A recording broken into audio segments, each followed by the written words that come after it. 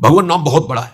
कल एक उपासक ने प्रश्न किया कि अपने बड़े को, गुरुजनों को श्रीमान ऐसे लगा के बोलते हैं और आप राधा राधा राधा, हरिवंश हरिवंश हरिवंश, ये तो सबसे बड़े हैं, तो ये नियम लागू कर देना चाहिए कि बिना श्री के नाम नहीं लेंगे। बड़े अच्छे भाव है, सम्माननीय भाव है, पर आप जानते नहीं हो ये अक्षर ब्रह्म है। जैसे राधा, ये इतना महान है कि प्रभु भी इसका स्वाद लेते हैं। अब जो सम्मान देने लायक है उसे सम्मान दे। सम्मान देने लायक कौन है? जिसे अपमान का बोध है। और ये कौन है? ये नाम नामी को भी अधीन करने वाला जो सबसे बड़ा है। तो ये रा और मां, रा और धा, कृष्ण, गोविंद, इनमें कोई श्री नमो नमः इनके लगाने कोई जरूरत नहीं, क्योंकि सबसे महान ईश्वर को भी अधीन करने की सामर्थ्य। तुमने श्रीमान को बड़ा समझ लिया ना, और नाम को सम्मान देने के लिए श्रीमान लगाना चाहना, यह प्रकृति धरा की बात है। परमात्मा को भी जो अधीन कर ले उसका, वो अक्षर ब्रह्म नाम राधा। अब इसमें श्रीमान और मति कुछ लगाने की जरूरत नहीं, राधा मतलब इससे महान कोई है नहीं।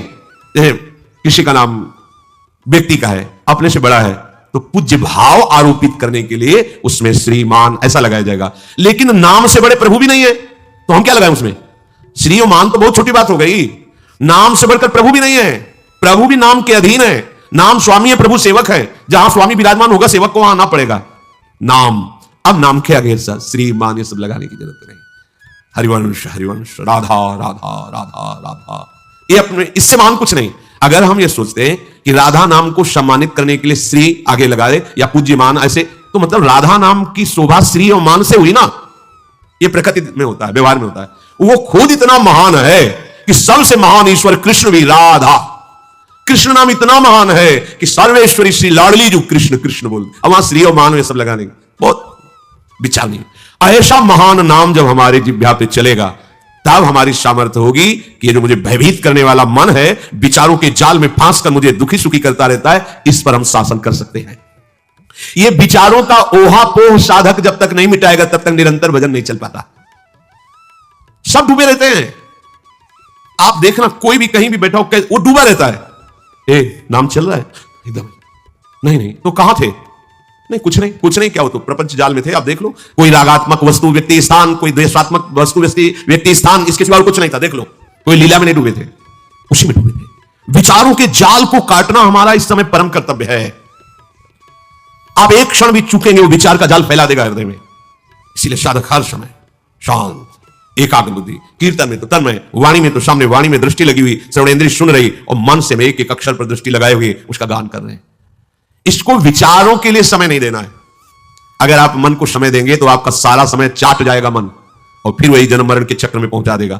ये थोड़ा विचारों से आपको खाली होना है, तभी भजन बने। बोले भजन नहीं बनता, क्यों नहीं बनता? वो ठसाठस भरे हुए हैं विचार, वो भेजता चला साथ असत जो भी जन्म जन्मांतर है वो विचारों को ऐसे फेंकता जा रहा है, यहां तक कि फिर रात्रि की नींद भी खत्म हो जाती है। अगर थोड़ी झपकी लगी तो वही प्रपंच, नींद में भी स्वप्न शुरू, स्वप्न में भी वही सब प्रपंच संसार। और विचारों को काट करके भजन भरते चले जाओ, भगवत भाव भगवत विचार, तो जागृत स्वप्न सुषुप्ति स्फुरत में राधा पदाब्ज छटा। मन बढ़िया पक्ष भी है इसका, बुरा पक्ष भी है तो बहुत बढ़िया पक्ष है। इसके विचारों को नष्ट करके भगवत विचार भर दो, रात दिन बिना किसी प्रयास के भजन करेगा। आपका मन ही भगवदाकार वृत्ति से युक्त हो जाएगा। उपासक को चाहिए कि इन विचारों की दयनीय दशा में ना फंसे। बहुत सुलझी हुई बात है। यदि आगे बढ़ना है अध्यात्म में तो अंदर के विचारों को काटना सीखें। हम अंदर के विचारों में आसक्त हो रहे हैं, भयभीत हो जाते हैं, क्योंकि काम आया अब तो नष्ट कर देगा। कैसे नष्ट कर देगा? कैसे नष्ट कर? हमारे पास नाम है, हमारे पास गुरुदेव की कृपा है, हरि का आश्रय है। हम मन की इस बात को नहीं मानते हैं।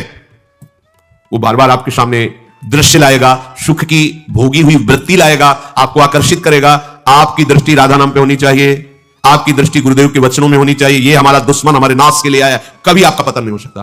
पर जहां स्फुरणा हुई तो आप दुश्मन भाव छोड़ करके मित्र बना लिया और उसी के भाव में विचरने लगे, अब वो आपको नष्ट कर देगा। एक बार मलिन भाव जीत जाता है तो हजारों बार जीतने की उसमें ताकत आ जाती है, और एक बार मलिन भाव को मिटा दोगे तो हजारों बार मिटाने की ताकत आ जाएगी आप में।